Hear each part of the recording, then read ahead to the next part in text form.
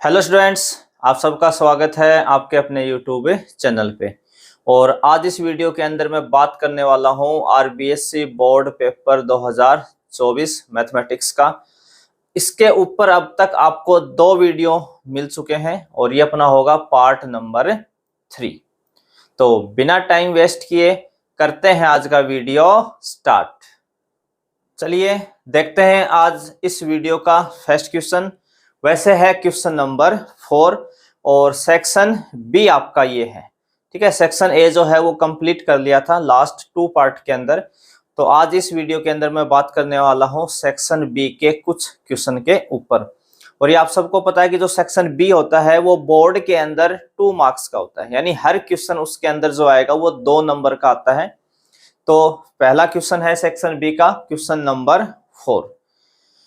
Question आपको साथ साथ स्क्रीन पे मिल जाएंगे। क्वेश्चन आपका है कि prove that the relation R in the set 1 2 3 given are equal.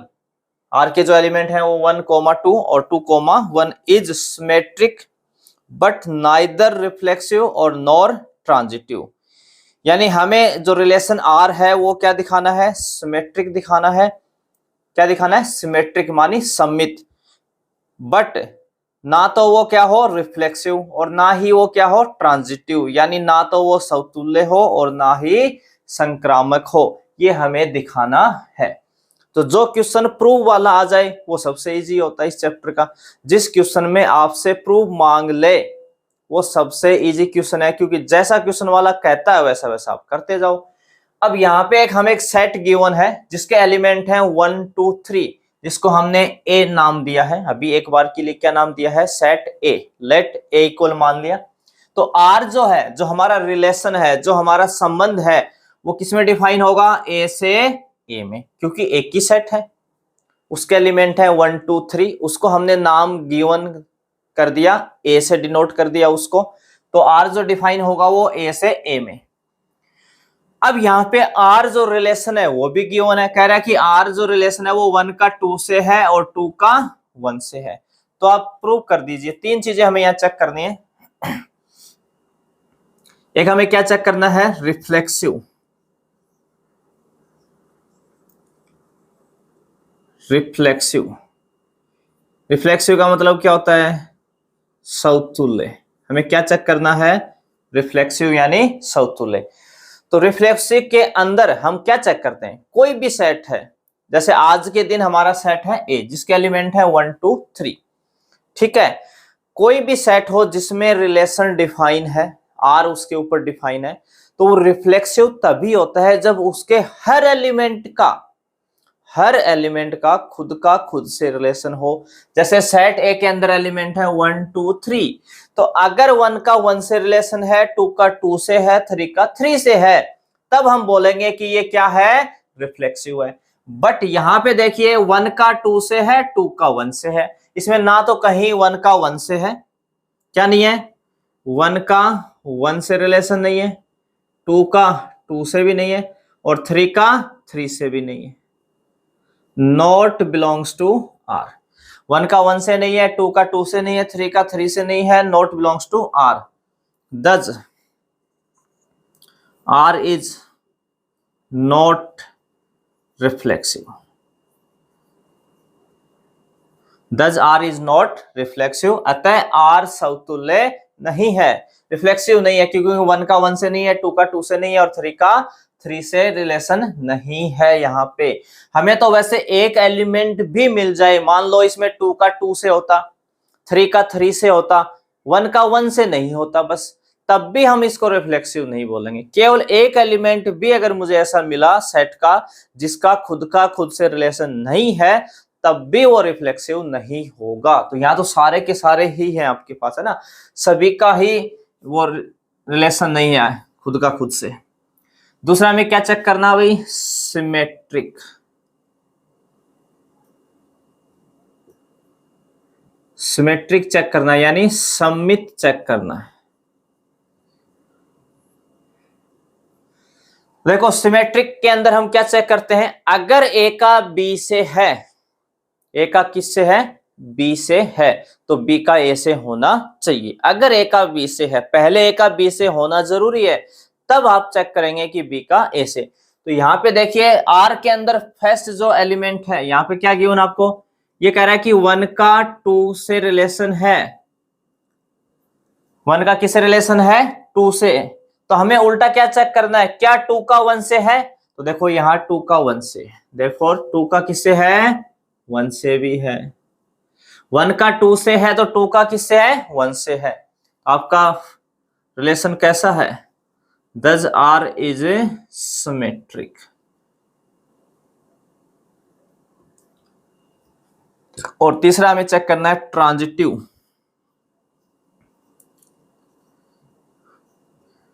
Transitive यानी संक्रामक। क्या चेक करना है, संक्रामक, ट्रांजिटिव। अब देखो ट्रांजिटिव में हम क्या चेक करते हैं कि पहले ए का बी से रिलेशन हो, फिर बी का सी से हो। पहले ए का बी से और बी का सी से, तब हम चेक करते हैं कि ए का सी से है या नहीं है। तो पहले दो रिलेशन हम लेट करके चलते हैं, मान के लेके चलते हैं, मानते हैं कि ए का बी से है फिर बी का सी से है, तब हम चेक करेंगे कि क्या ए का सी से है। तो यहाँ पे देखिए रिलेशन में हमारे पास दो ही एलिमेंट है, 1 का 2 से। तो पहला हमने क्या ले लिया, 1 का 2 से रिलेशन है, कोई दिक्कत नहीं। फिर अगला जो पेयर आप उठाएंगे ना, ऑर्डर्ड पेयर जो उठाएंगे, उसका फर्स्ट एलिमेंट 2 होना चाहिए, क्योंकि ए का बी से, बी का सी से। तो ए की जगह यहाँ 1 है और बी की जगह 2 है। तो आप इसके अंदर ऐसा ऑर्डर्ड पेयर उठाएंगे जिसका फर्स्ट एलिमेंट 2 हो, तो वो हमें गिवन है यहाँ 2 1, कोई दिक्कत नहीं है। 2 का 1 से है, दिस इंप्लाइज 1 का 2 से है, 2 का 1 से है, ए का बी से और बी का सी से। अब देखिए 1 का 2 से, 2 का 1 से, तो हमें क्या चेक करना है, ए का सी से, यानी 1 का 1 से चेक करना है। 1 को किससे चेक करेंगे, 1 से। तो क्या इसमें 1 का 1 से है, क्या इसके अंदर 1 का 1 से है, तो आप लिखेंगे 1,1 नॉट बिलोंग्स टू आर। 1 का 2 से है, 2 का 1 से है, पर 1 का 1 से इसके अंदर कहीं भी नहीं है रिलेशन के अंदर। तो 1 not belongs to R, thus R is not transitive, thus R is not transitive. R कैसा नहीं है, संक्रामक नहीं है, ट्रांजिटिव नहीं है। तो आपको बस सिंपल सा छोटा सा क्वेश्चन था, केवल इतना दिखाना था कि गिवन जो रिलेशन है वो रिफ्लेक्सिव नहीं हो, ट्रांजिटिव भी नहीं हो, बस सिमेट्रिक होना चाहिए। यही तो हमसे प्रूफ मांग रहा था, तो हमने दिखा दिया, रिफ्लेक्सिव नहीं है, ट्रांजिटिव भी नहीं है, बस क्या है, सिमेट्रिक है। तो ये था अपना क्वेश्चन नंबर 4। और अब बढ़ते हैं क्वेश्चन नंबर 5 की तरफ। तो चलिए देखते हैं अपना next question, question number 5। Question number जो 5 है वो आपके मैट्रिक्स वाले चैप्टर से है और बस इसको सॉल्व करना है। ये एक आपको मैट्रिक्स गिवन है, दो मैट्रिक्स गिवन है, उनसे कोस और साइन मल्टीप्लाई है और उनको ऐड करना है। तो बिल्कुल सिंपल सा क्वेश्चन है। बस इसके लिए आपको ये पता होना चाहिए, अगर हम किसी भी मैट्रिक्स को किसी एलिमेंट से, कोई फंक्शन है या कोई अपना नंबर है जिससे हम मल्टीप्लाई करते हैं, तो उसके हर एलिमेंट को मल्टीप्लाई किया जाता है। ये नहीं कि आप किसी भी एक रो या कॉलम को मल्टीप्लाई कर देंगे, है ना, हर एलिमेंट को मल्टीप्लाई करना है। तो बस आपको मल्टीप्लाई करना है और ऐड करना, और कुछ भी नहीं है इस क्वेश्चन में, बिल्कुल सिंपल सा है। तो देखिए कॉस को कॉस से मल्टीप्लाई करेंगे, कॉस इंटू कॉस थीटा, तो ये हो जाएगा कॉस स्क्वायर थीटा। कॉस को साइन से करेंगे तो आप लिख सकते हैं sine theta into cos theta, हो गया मल्टीप्लाई। ऐसे ही कॉस को माइनस साइन से करेंगे तो माइनस के sine theta into cos theta, और कॉस को कॉस से मल्टीप्लाई करेंगे तो हो जाएगा कॉस स्क्वायर थीटा। हो गई फर्स्ट मैट्रिक्स मल्टीप्लाई। ऐसे इसको यहाँ पे मल्टीप्लाई करेंगे तो साइन को साइन से करेंगे तो कितना हो जाएगा, ये साइन स्क्वायर थीटा। साइन को माइनस कॉस से करेंगे तो हो जाएगा sine into cos theta. Sine को कॉस से करेंगे तो हो जाएगा साइन इंटू कॉस थीटा, और साइन को साइन से करेंगे तो हो जाएगा साइन स्क्वायर थीटा। पहला काम दोनों मैट्रिक्स को मल्टीप्लाई कर देना बस। अब दोनों मैट्रिक्स को क्या करना है, ऐड करना है, जोड़ देना है। तो देखो जोड़ दो भाई, cos square plus sine square जुड़ जाएंगे, तो क्या लिखेंगे आप, cos square theta plus sine square theta, बीच में प्लस लगा देंगे भाई, जुड़ गया। इन दोनों को जोड़ेंगे तो यहाँ देखिए sine theta cos theta plus का है और यहाँ minus sine theta cos theta है, तो जुड़ के कितना हो जाएगा 0। कितना हो जाएगा 0। एक स्टेप आप बढ़ाना चाहो तो बढ़ा सकते हो, sine theta into cos theta जोड़ेंगे तो आ जाएगा यहाँ पे minus sine theta into cos theta, ऐसे लिख सकते हो एक स्टेप। यहाँ पे minus sine theta into cos theta, इसमें जुड़ जाएगा प्लस का sine theta into cos theta, कोस स्क्वायर प्लस साइन स्क्वायर हो जाएगा, ये कोस square theta plus sine square theta, ये आपका कैंसिल हो जाएगा, ये भी कैंसिल हो जाएगा। और इसका हमें पता है कि cos square plus sine square या sine square plus cos square theta कितना होता है 1, तो ये हो गया 1, ये 0, ये 0, ऐसे ही sine square theta plus cos square theta कितना हो गया 1, तो ये आपका आंसर आ जाएगा इसका। तो बिल्कुल आसान सा क्वेश्चन पूछा है बोर्ड में, बस मल्टीप्लाई करना है और ऐड आपको यहाँ पे कर देना है, ठीक है। तो अब बढ़ते हैं अपने नेक्स्ट क्वेश्चन, क्वेश्चन नंबर 6 की तरफ। तो चलिए देखते हैं अपना नेक्स्ट क्वेश्चन, क्वेश्चन नंबर 6। और क्वेश्चन नंबर 6 में हमें करना है कि शो दैट ये जो साइड है ये इसके इक्वल नहीं है, यानी दो मैट्रिक्स है, एलएचएस साइड में भी दो मैट्रिक्स है, आरएचएस में भी दो मैट्रिक्स है, और हमें ये दिखाना है कि इनका जो मल्टीप्लिकेशन है, इनका जो मल्टीप्लाई है, इनका जो गुणनफल है वो इक्वल नहीं है। तो ऐसे क्वेश्चन अपने बुक में है, बुक का ही क्वेश्चन है, तो बिल्कुल इजी क्वेश्चन पूछा है ये भी मैट्रिक्स के ऊपर, बस आपको मल्टीप्लाई करके दिखाना है और उसमें भी ये दिखाना है कि इक्वल नहीं है, तो वो तो अपने आप ही आ जाएगा जब आप मल्टीप्लाई करेंगे। तो आपको बस मल्टीप्लाई करना है, ठीक है। तो सबसे पहले हम क्या लेंगे, है ना, इसको कैसे लिखेंगे, तो हम सबसे पहले लेंगे लेफ्ट हैंड साइड, यानी एलएचएस साइड अपनी ले लेंगे। तो 5 -1 6 7 इंटू 2 1 3 4,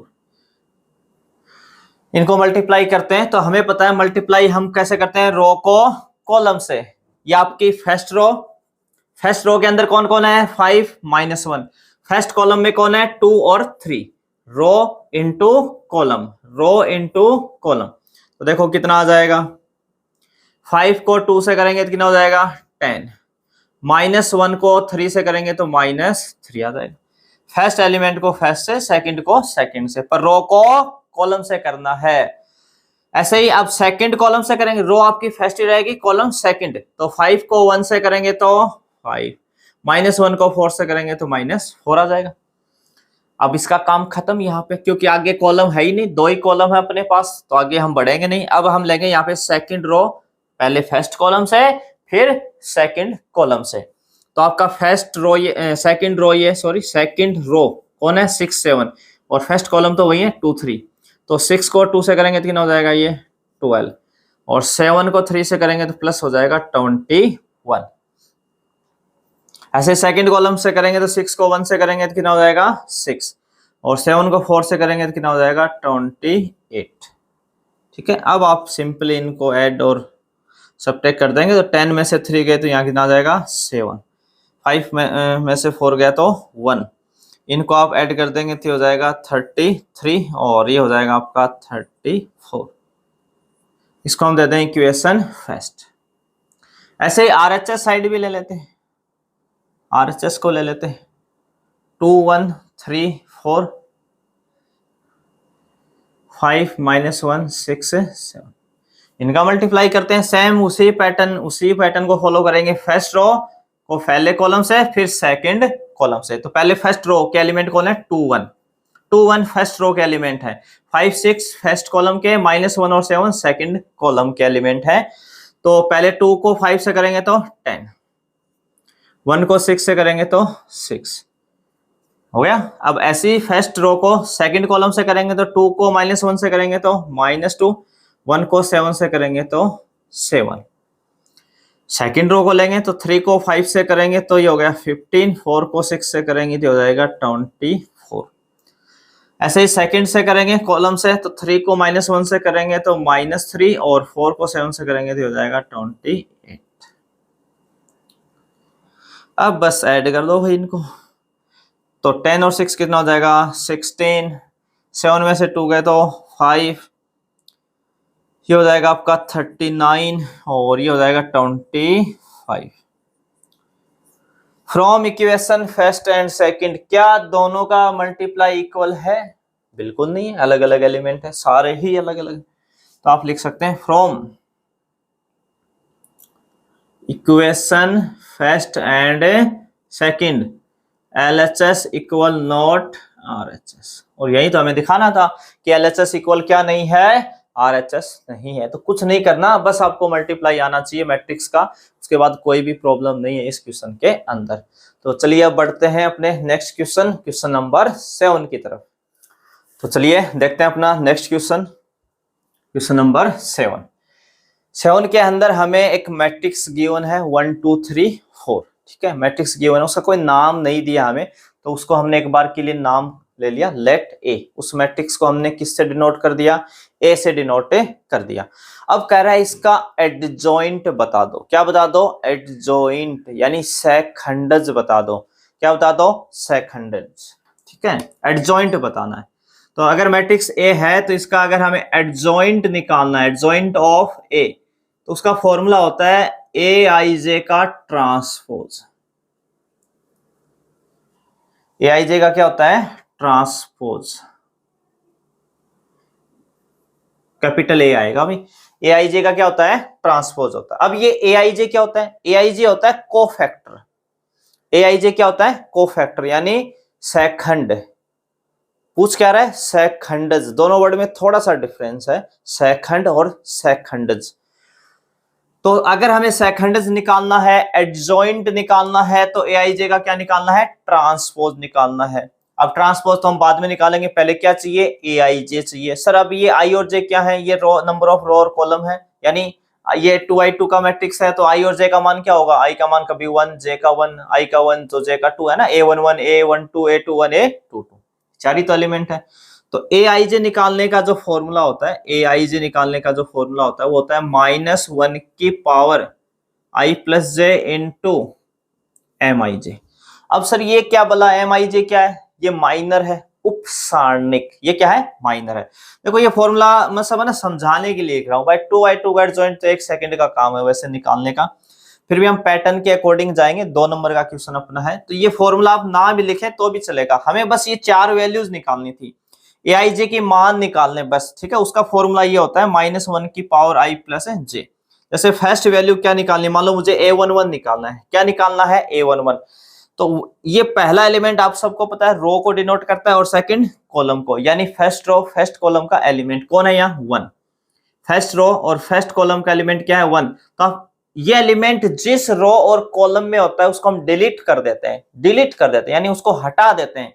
तो आप इसको हटाएंगे तो ये वाली रो हट जाएगी और ये वाला कॉलम हट जाएगा, ये रो ये कॉलम, तो क्या बचेगा आपके पास, केवल 4। तो इसकी वैल्यू कितनी आ गई, 4। अब इसके बाहर प्लस माइनस, ये 4 ही क्या हमारा माइनर है, इसी 4 को ही हम क्या बोलते हैं, माइनर बोलते हैं, उपसारणिक। इसके साथ प्लस माइनस, ये बाहर जो होता है ना -1 की पावर आई प्लस जे, इसके साथ प्लस माइनस यूज करते हैं। वो कैसे करते हैं, यहाँ देखो a11 है, नीचे 1 1 लिखा हुआ है, तो आप 1 1 को हमेशा ऐड कर लें, नीचे जो वैल्यू लिखी होती है उसको ऐड कर लें। 1 1 कितना हो गया, 2। 2 कैसा नंबर है, इवन सम संख्या है।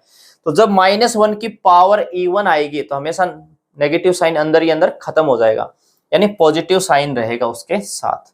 अगर इनका सम कभी ओड आ जाए, विषम आ जाए, तो आप माइनस से मल्टीप्लाई कर लेना, और जब तक इवन रहेगा तब तक जो साइन आएगा वही रहेगा, साइन में कोई चेंज नहीं होगा। अगली वैल्यू क्या निकालनी होती है, a12। a12 कौन सा element, first row second column, ये है 2, तो ये आप रो ये कॉलम हटा दो तो कितना आएगा, 3। ये कितना आ गया, 3। अब देखो 1 और 2 का सम करो, 3। 3 कैसा नंबर है, ओड है, तो इसको माइनस से मल्टीप्लाई कर देंगे, बस इतना ही ध्यान रखना है। अगला है a21। a21 कौन है, 3, तो आप ये कॉलम और ये रो करेंगे तो कितना आ जाएगा, 2। और 2 के साथ क्या आएगा, माइनस, क्योंकि इनका सम भी कैसा है, ओड है। लास्ट अपना a22।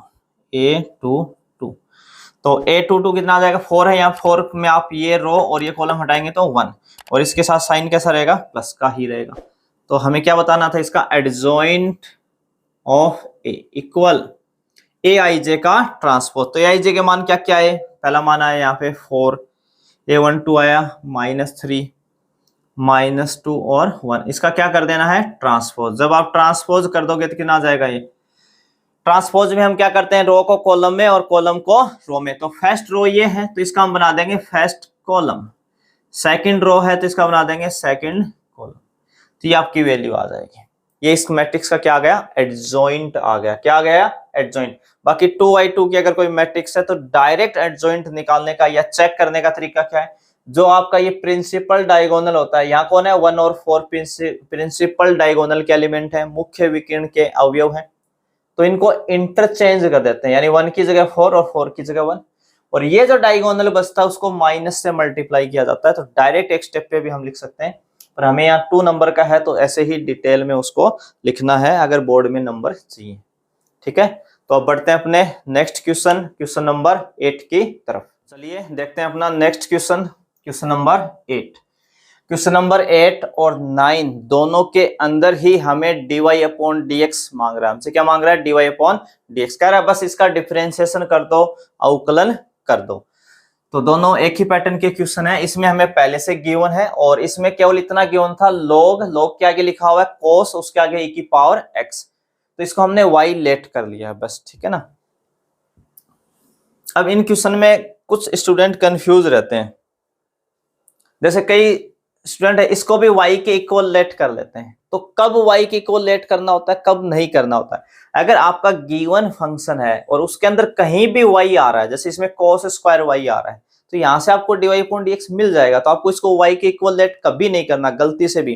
जबकि ये वाला क्वेश्चन था, इसमें केवल इतना गिवन था log cos e⁻x, तो इसमें कहीं y नहीं है, तो आप y के इक्वल उसको लेट कर लेंगे। ठीक है, बस ये थोड़ा सा ध्यान रखना है।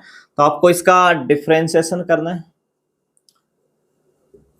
With respect to x। किसके रेस्पेक्ट में करना भाई, x के रेस्पेक्ट में करना है।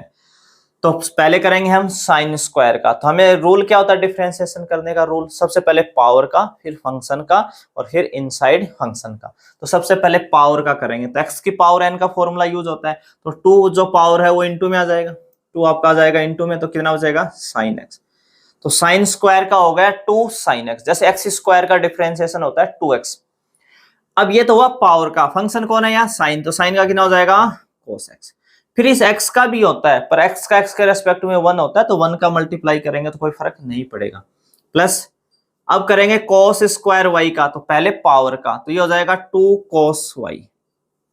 ये किसका हुआ, पावर का। अब cos y का करेंगे, cos का कितना होता है माइनस के साइन y।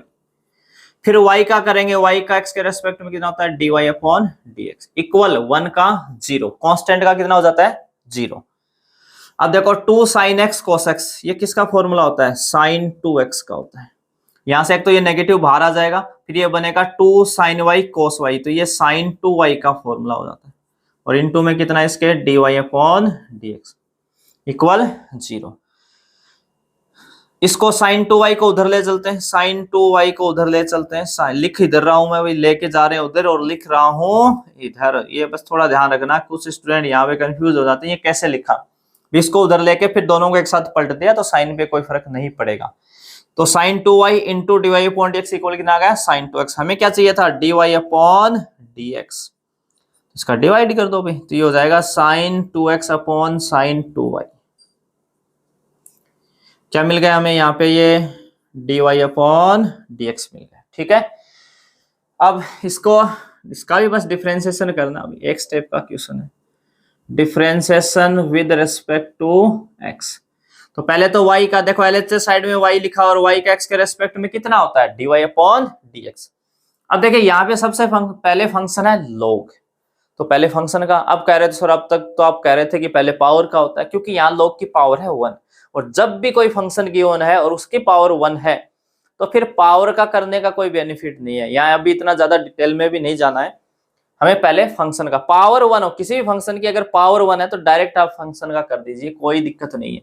तो सबसे पहले यहाँ होगा log, और log के आगे पूरा फंक्शन बैठा है, log के आगे कौन बैठा है cos e⁻x, और log x का डिफरेंशिएशन क्या होता है, log x का डिफरेंशिएशन होता है 1/x। कितना होता है 1/x, यानी log के आगे जो भी बैठा है, कोई भी बैठा है, अगर उसका डिफरेंशिएशन जिस दिन आपको log का करना है तो वो 1 में आ जाएगा। तो आप क्या लिखेंगे 1/cos e⁻x। ठीक है, ये तो हुआ log का। अब अंदर चलेंगे तो पहले कौन है cos, तो cos का कितना होता है इंटू cos का होता है माइनस के sin e⁻x, फिर e⁻x का कितना हो जाएगा e⁻x। ठीक है, पहले log का 1/, फिर cos का माइनस साइन, फिर e की पावर x का e की पावर x। तो एक तो नेगेटिव ये बाहर आ जाएगा, साइन अपॉन कॉस कितना होता है 10 e की पावर x इंटू e की पावर x। तो इसको e की पावर x को आप पहले ले आए 10 e की पावर x, ठीक है। तो माइनस e की पावर x इंटू 10 e की पावर x, ये आपका क्या आ जाएगा, आंसर आ जाएगा, ठीक है। तो दोनों क्वेश्चन डिफरेंशिएशन के ऊपर थे। तो बस इस वीडियो के अंदर बात करेंगे, यहीं पे हमारा चल रहा था ये सेक्शन बी। इसके कुछ क्वेश्चन और बचे हुए हैं, वो नेक्स्ट वीडियो में कंप्लीट हो जाएगा आपका सेक्शन बी पे। सेक्शन सी और डी बचेंगे, उस पे 2-3 वीडियो और बनेंगे, ठीक है। तो मिलते हैं एक नए वीडियो के साथ, तब तक आप सभी का धन्यवाद।